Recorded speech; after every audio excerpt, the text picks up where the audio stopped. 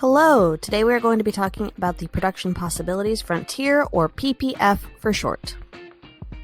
In our first lecture, we learned that scarcity forces trade-offs. After this, you should be able to answer the essential question, how do scarcity and trade-offs affect an economy? For your warm-up, you are on a deserted island alone and need to survive. You have found pineapples, which take you 2 hours to harvest and cut without a knife, and you need to build a shelter, which takes you 3 hours to build one piece. You're going to need more than one piece to build a shelter. For your first day, you have to find food and create a shelter, and you only have 12 hours to do this. So how will you spend those hours, divided up between finding and cutting food and creating your shelter?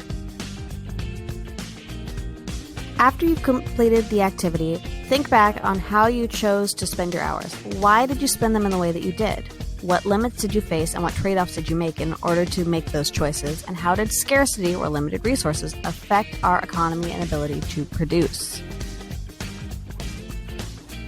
What is opportunity cost? It is the value of the most important thing you give up when you make a decision. It's the next best alternative. So if I'm deciding between eating tacos and going to work out, then the opportunity cost I'm giving up is eating tacos in order to go work out. Let's say you have two options, go to college or get a job. Which one would you choose, and what is the opportunity cost of making that choice?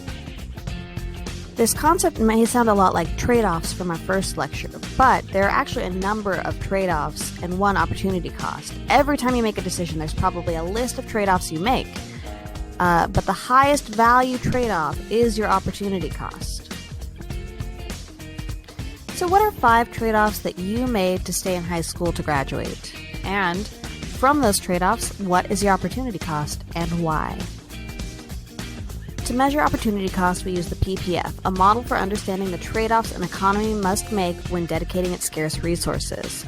It's a graph that is limited to 2 resources and helps us understand the production possibilities for an economy.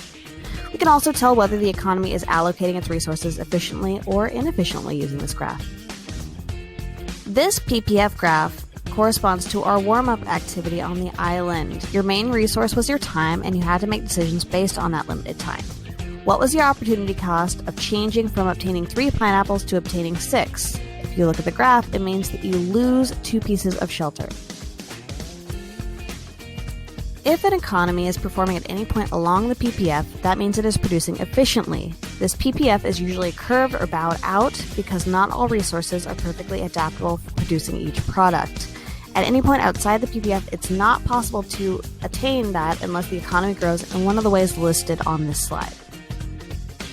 So, if the resources being used end up at a point underneath the PPF line, that means the economy is operating in an inefficient way. If the point is outside of the PPF line, that is unattainable unless new economic growth occurs. So what happens when the economy production expands? The PPF line shifts to the right. This usually means the economy is growing and output is increasing so the economy can produce at higher levels.